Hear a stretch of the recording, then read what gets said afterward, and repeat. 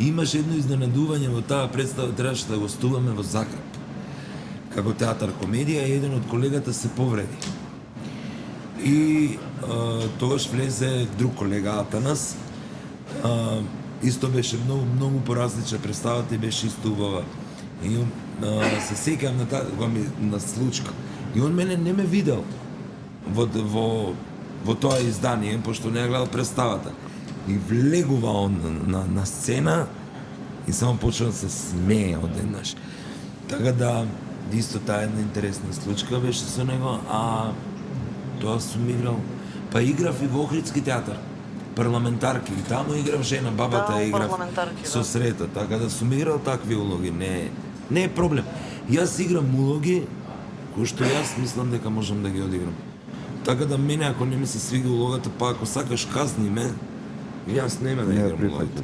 Не прифаќам. Мене ми се случило да добиам казна од директор.